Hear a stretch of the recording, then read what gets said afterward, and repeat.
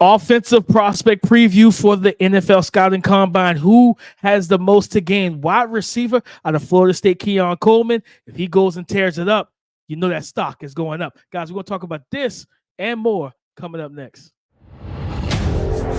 You are Locked On NFL Draft, your daily podcast covering the NFL Draft. Part of the Locked On Podcast Network, your team every day.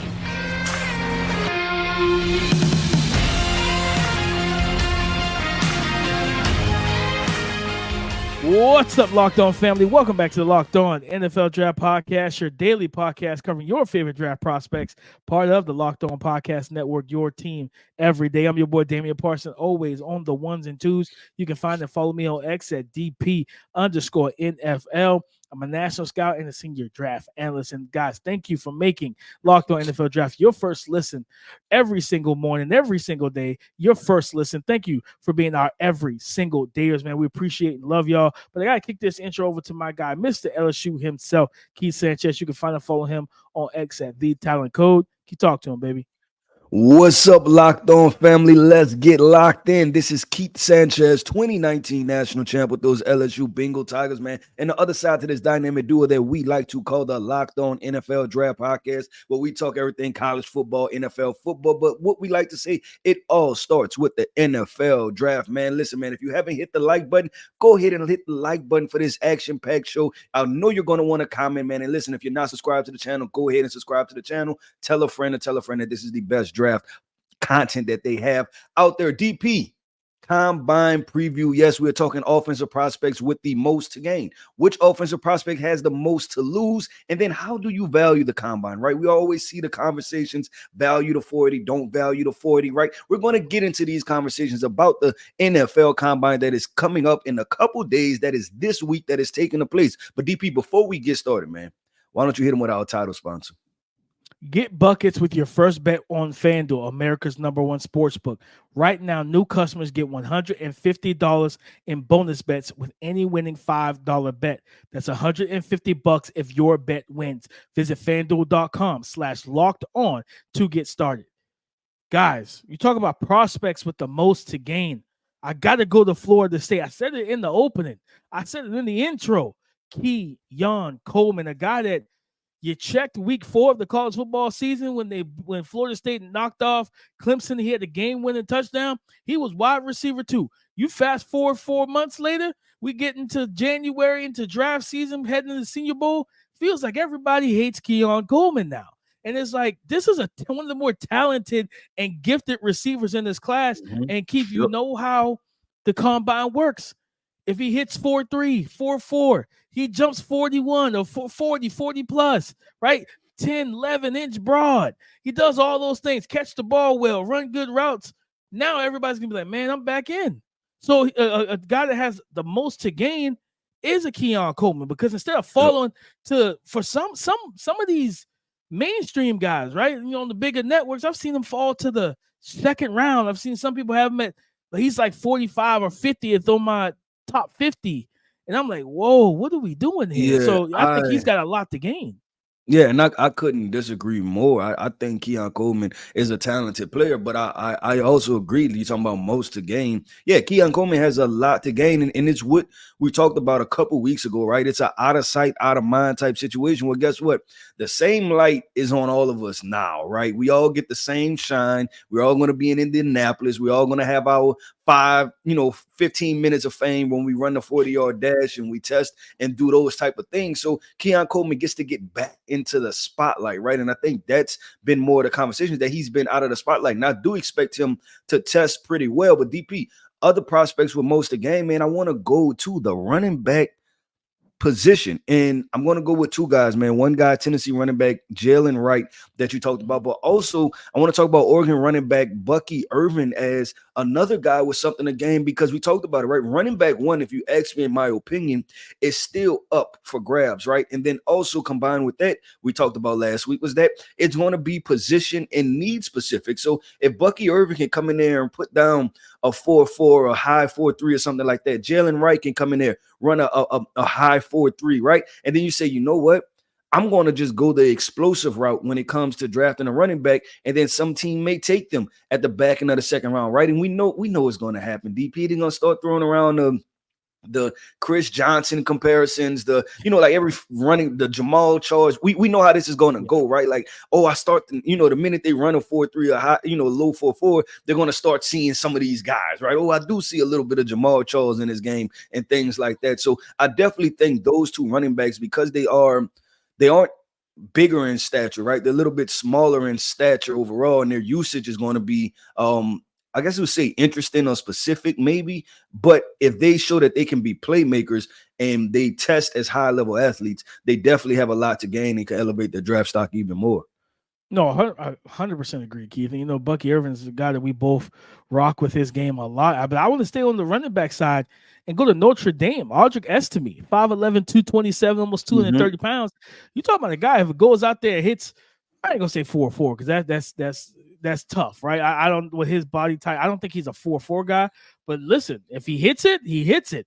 But if he hits 4.5, Keith, you know what I mean? And not the 4.6 that some people will look at his frame and expect him to run. But if he hits that 4.5 threshold, and then also showcasing because with running backs, one of the biggest parts, especially for me, being the guy that played the position growing up, the field drills, the bag drills, the change of direction drills, like that 3-cone, and when you have to keep the knees high going through the bag and then make that quick cut at the top of the route, at the top of the run, right? Those type of drills on the field, then catching the ball out of the backfield as well. Can he show a full array of skills, for who he is and because he has the build and everything of a number one running back, right? 5'11", almost 230 pounds. He looks like a guy you want to, like, if this was 10, 15 years ago, Keith, he's getting the ball 28 times a game, 28 carries, right? Like, he's going to get those type of just carries. But in today's NFL, you got to be able to do as much as possible. So I'm looking at him, Keith. I think, he has a big chance to help himself. But I want to go to wide receivers real quick. Back to wide receivers. Jermaine Burton from Alabama, Keith. Like, I think he's got a chance to make himself some money and got a lot to gain because it's just at this point, so many receivers get kind of lost in the shuffle of this wide receiver class because of how much talent is in it. But Jermaine Burton, as you've seen, we were both excited going into the 2022 season, college football season, because he was going from Georgia's offense with Stetson Bennett to Bama's offense with Bryce Young, and there was a reason why. This guy's explosive. He's athletic. He can leap, play the ball at the catch point, but he's got long speed and quick twitch is with it as well. If he goes out there and just kind of checks those boxes, right? Just checks those boxes. Like you said, out of sight, out of mind. Bama wasn't, Bama, like, passing game wasn't the greatest this year, but when they gave him opportunities, he made plays for them. So now it's an opportunity, like you said. The light isn't just shining on one specific school or two specific schools in the national championship game. Everybody's under the same umbrella, and I think he could really help himself.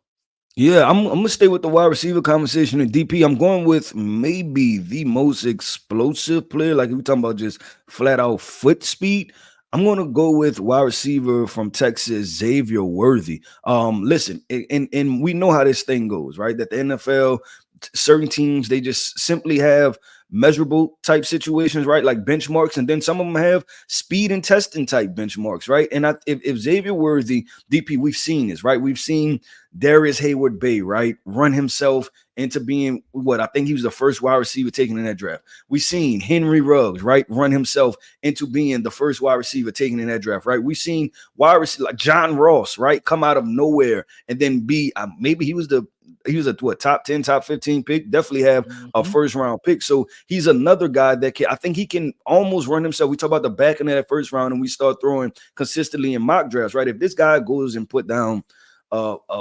4.29 or 4.3, even a 4.35 or something like that, is going to get a lot of people buzzing. They're going to go back to the film and realize that this guy just flat out runs away from people. So Xavier Worthy is a guy that I think he can elevate himself to replace some of those wide receivers in the back end of the first round, and teams to take a swing on them. And Keith, to add on to your point before I get to my last guy, you think about him going through the routes and then the gauntlet. If he walks out of there with no drops, right? That's Mhm. been the biggest thing people hold over his head is that he has like 9 drops in the season, whether it's concentration, whatever. He goes through there and just nails everything. Like I said, checks every box, catches every pass that's on target, that's catchable. Man, he's going to help himself tremendously. But Keith, I'm going to go to tight ends real quick. Colorado State tight end Dalen the Holker. Got it. If you paid, remember during the football season when Colorado versus Colorado State happened, he was one of the biggest playmakers in that game at tight end. And this is a guy who I think kind of reminds me a little bit of Greg Dulcich coming out of UCLA a couple years ago. Mhm. Athletic, good foot speed, good route runner, but he's tough, gritty, can catch the ball. He may not be the best inline blocker, but he'd be more of a guy that you detach, put into the slot, things like that. He might be more of a tight end too, but I think that he can help himself because when you talk about tight ends, he's one of the names that doesn't get thrown around a lot.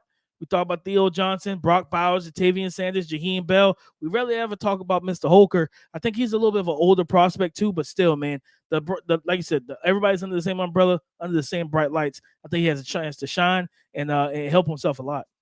Well, DP, listen, man, prospects have most to gain, right? But we have to talk about some of those prospects that have something to lose, right? When we're talking about lofty expectations. So coming up next, man, we're going to talk about those prospects who have the most to lose. NFL Combine preview. This show is sponsored by BetterHelp. What's the first thing that you do if you had an extra hour in your day? Would you go for a run, take a nap, read a book, right? Go to check on a friend or family member. At the end of the day, what are you going to use that extra time for? We always talk about, I wish I had an extra hour or two just to do more work, to handle a spreadsheet, to handle another report. Why not prioritize what makes you happy? Therapy can help you find what matters to you, what makes you happy, so you can do more of it. Guys, if you've been thinking about starting therapy, give BetterHelp a try. It's entirely online and designed to be convenient, flexible, and suited to your schedule. Also, you can be the best version of yourself for you, number one, but also for the people that you love and care about. Learn to make time for what makes you happy with BetterHelp. Visit BetterHelp.com/lockedon today to get 10% off your first month. That's BetterHelp, HELP.com/lockedon. Prospects with the most to lose, Keith. I got to go back to wide receiver. One of our guys, Johnny Wilson. And it's Johnny has to come out there and dominate the combine. And when you get the berating he received from Steve Smith Sr. from NFL Network on his pod, he's breaking down wide receivers and he's like, he just went in on them, man. And then from that point forward, and we know how the consensus of like the casual fans or just the fans, period. If Steve Smith says this, it's got to be right. It's got to be golden. Mhm. Well, you know what, Johnny? Go out there and prove them wrong. Go catch every pass. Go out there and jump high. And we already know you're 6'7". We saw you at the Senior Bowl. We know you're 6'7", 230, 235. But go out there and run a 4.4, 4.49, 4.52, right? Go out there, jump high, run a good 3-cone, right? Because, I mean, you watch him on tape, Keith, he can sink his hips and get in and out of breaks relatively easy for a big guy. You know what I mean? Period. When you have that much leg room and so much more space between your feet, you and the ground to be able to sink and drive, he can do those things. I think if he can go out there and handle business, he'll help himself.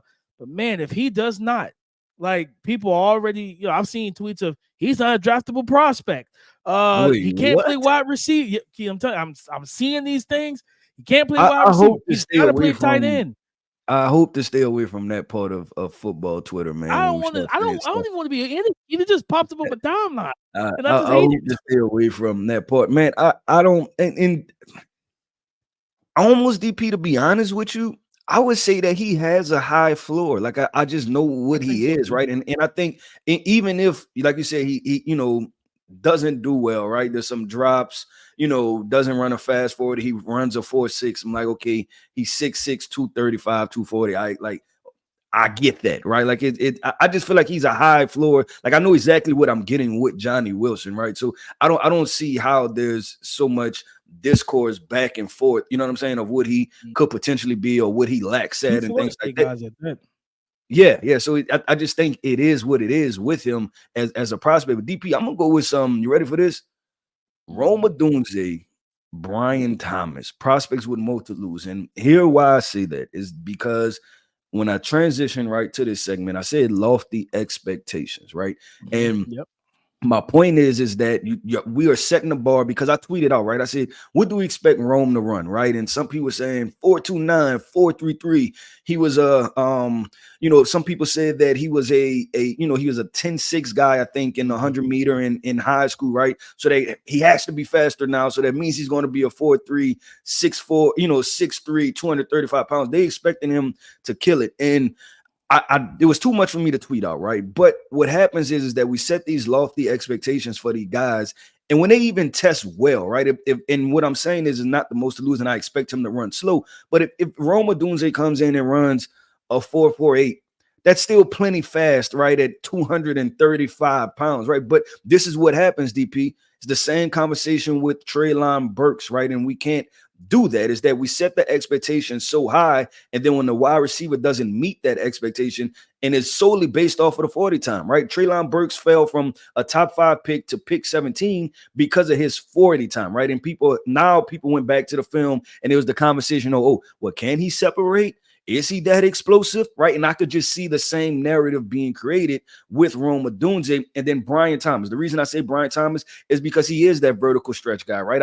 I talked to somebody in the NFL, and it was like, yeah, man, he does some stuff that Randy Moss does. And I was like, okay, that's a lot. That's a lot. We're talking about one of the best wide receivers to ever walk the earth. And I guess my conversation would be is just that the expectations are so high for those guys that they have to run 4.3 flats, right? And then if they don't, potentially you're going to see the draft stock kind of fall a little bit. And especially Brian Thomas, because he is that vertical stretch guy, like he has to run a fast 40 time, because I feel like a larger portion of his game will be determined by how his vertical and ability to separate.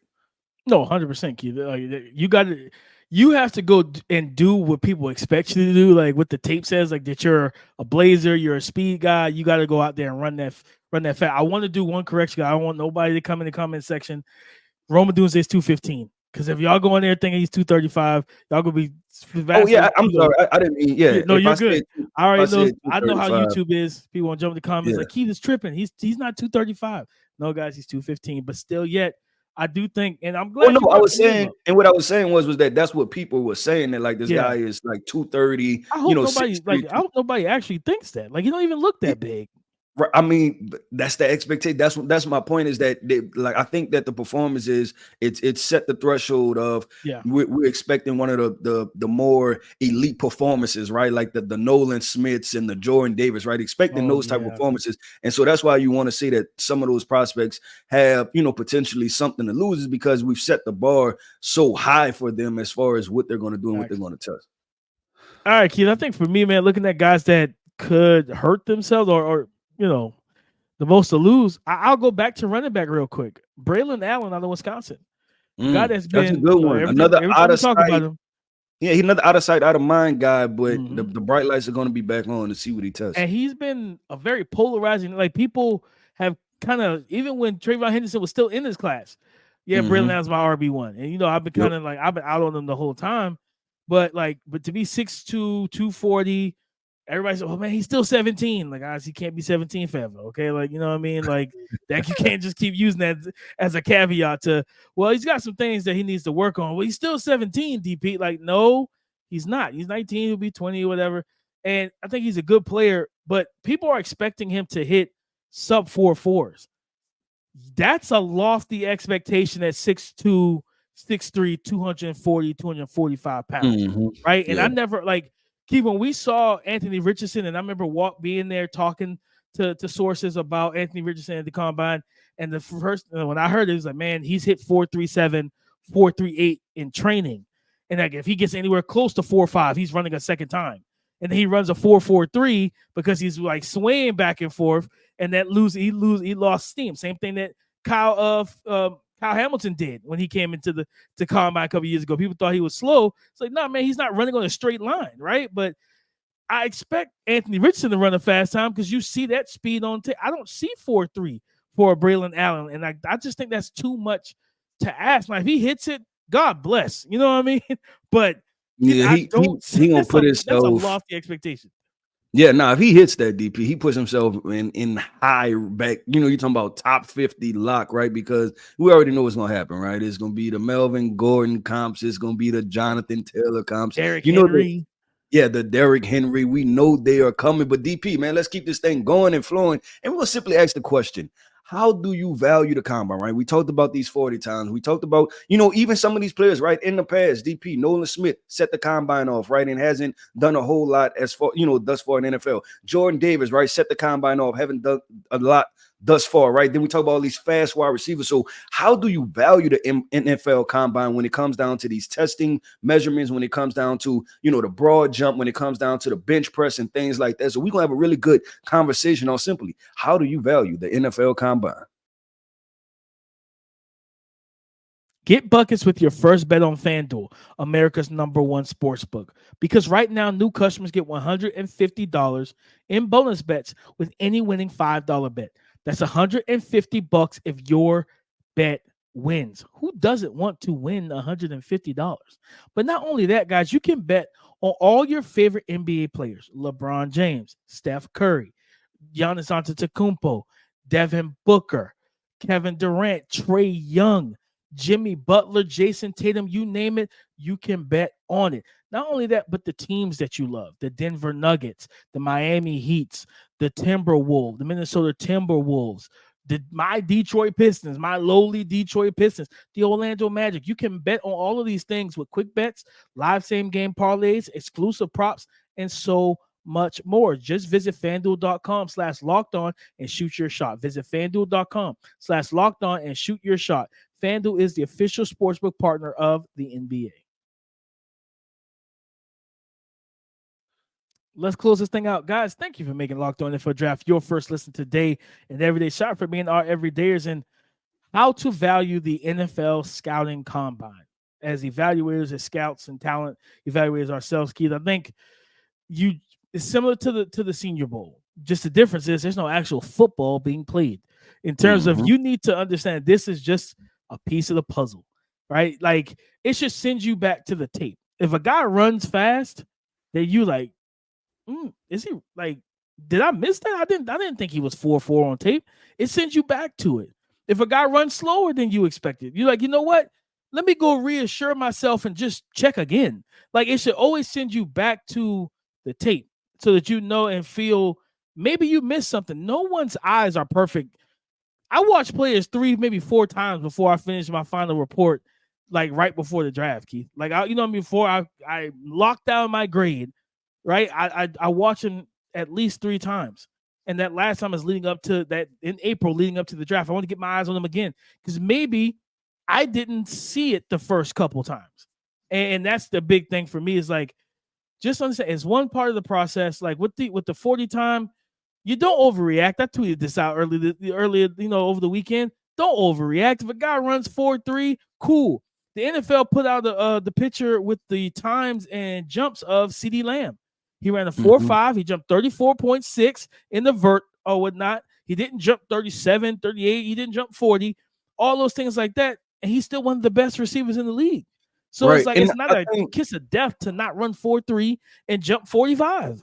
Yeah, no, and I think it has to be applied, right? And the reason what I'm saying with CeeDee Lamb, right, is those testing measurements were average, right? You can 4.5, 35, and it's like, okay, that's nothing spectacular, right? But the way CeeDee Lamb wins is that it doesn't necessarily have to be an explosive athlete, right? Because he's smooth and, the things like that. So like I said, I think it has to apply. And that's why in the last segment, I talked about like a Brian Thomas Jr., right? Because if you're expecting him to be an explosive vertical threat, he better be explosive vertically, right? Like that has to be the expectation. Xavier Worthy, right? And we talked about most of the game. Well, hey, if you're going to be the speed guy, you better have some speed. But I also look at it too, DP. It should be a almost like confirmation for you, right? Like you said, confirmation for what the film says for you. And that's why I think we get in the most to gain, most to lose, and then disappointments, is because what does the film say, right? And then you allow the testing numbers to be confirmation one way or the other, right? Like the film should be able to set a platform for you of how, I guess, how should this athlete test, right? Or just, just kind of give you a barometer if you did it the right way. And then when you get to the combine, guy runs, okay, he ran a 4.55, but that's about what I thought. Like, you throw around wide receivers like a Jamari Thrash, and, some of these guys are like a Ricky Pearsall, right? It's like the expectation was never for you to run that fast, right, in a straight line. But if you run a 4.5, but you're a guy that can make people miss and you're a slot wide receiver and short area quickness, then that's perfectly fine with me, right? So I think it should just be confirmation of what the film says. And like you said, it should just be a smaller percentage, and then you allow that to kind of, be able to move you forward. Now, if there's a guy that you had no idea about and he tests well, I think that's when you go back to the film and be like, hey, let me check this guy out again through the lens of this could potentially be an explosive athlete. If someone someone at the combine pops off and you're like, man, I have not seen that guy. Now you get excited because you're like, oh, I got to check the tape on him. I need to see what he can do, right? You know what I mean? Whether it's like the Troy running back that was at senior or Kamani Vidal. If he goes, for a lot of people don't know, a lot of people prior to that event, and even still right now, they don't know who he is. But if he goes to the combine and runs a 4.4 and he's built like Blake Corum and Blake Corum runs a 4.6, now you start having some questions like, well, value-wise, you know what I mean? And I think, but also, Keith, remember the year that DK Metcalf came out and it was people start like leaking this, oh, he had a horrible 3-cone, right? Well, how has that 3-cone stopped him in the NFL? Huh? Right. Like I'll tell you this, DP. You want to know the crazy part? The crazy part is that I've never seen a football game where there's just been 3 cones on the football field, right? They don't even play with 3 cones on the football field. There's no cones on the football field. That's the crazy There's no cones, like, except for, no, it's not. Yeah, there's no cones on the football field. So it's crazy, Keith, because like for me, it's like, all right, I want a Julian Edelman to run a good 3-cone. I want a Danny Amendola. I want a Jamari Thrash. I want a Ricky Pearsall and Lad McConkey's. Yes, run a good 3-cone.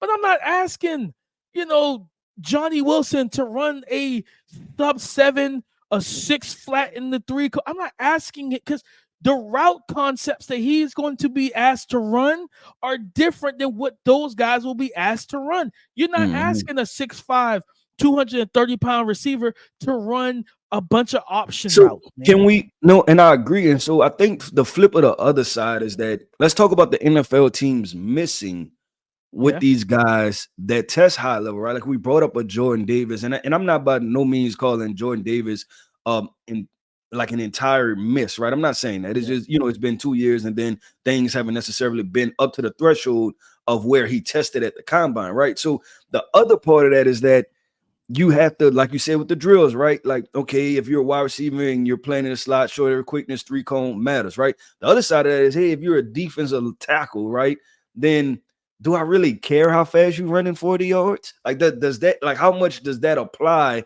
to what you're going to be doing? At what point do I want you to run 40 yards in a straight line? Like, I don't, for your defensive tackle at any point in the game, I don't know if that's going to be a good or bad thing, DP, unless it's a scoop and score and we're trying to get to the end zone, like the James Harrison Super Bowl situation. That may be the only reason why I can envision my defensive lineman running 40 yards in a straight line. So I think even things like that, right? Or I wonder, because we get to like the Jared Verse and the Latu Latus, right? And because we have to figure out this edge conversation, the Dallas Turners and those type of things, right? And it's like, okay, if you have an edge rusher that runs a 4.3 or 4.4, and it's like, cool, but what's the threshold for necessary, right? Yeah. You kind of get what I'm saying. And I think that's where the NFL starts to miss is that, yeah, of course we have these high level Isaiah Simmons, right? Another high level athlete. And then it's like, but what, right? Like where does this place? And then when you cut the film, and that's why the film still has to reign king, right, of this whole situation is that, do you see this 4.4 on film? How does it apply? And how does it apply to the position? So it's going to be fun, man, because we know one thing is this, that the NFL is going to be fun. We're going to see some crazy numbers. There are going to be some athletes that test out of the water, some athletes that we wasn't expecting to test as well, right? But what we're going to see is that we know the NFL is going to grab some of these guys and overdraft some of these guys strictly based off the NFL combine when everybody says don't do it, right? When they say don't do it, but they can't help themselves. They are going to do it. But DP, you know what we're going to do, man? We're going to wrap this podcast up right there. You know, I always love talking about, you know, the contextualizing, just having those type of fun conversations about, you know, just the draft process, draft strategies. But listen, man, I want to say shout out to our everydayers. Thank you for tapping in with us each and every single day, man. If you haven't hit the like button, hit the like button. If you haven't commented, right? Which players have the most to gain, most to lose, and how do you value the combine, right? Let's have this really good conversation. And then listen, if you're not subscribed to the channel, subscribe to the best NFL draft content that they have out there. I am Keith Sanchez. You can find me on X at The Talent Code. That right there is my co-host, man, Damian Parson, man. You can find him on X at DP_NFL. You know, like we always like to say, y'all talk to us because we like to talk back.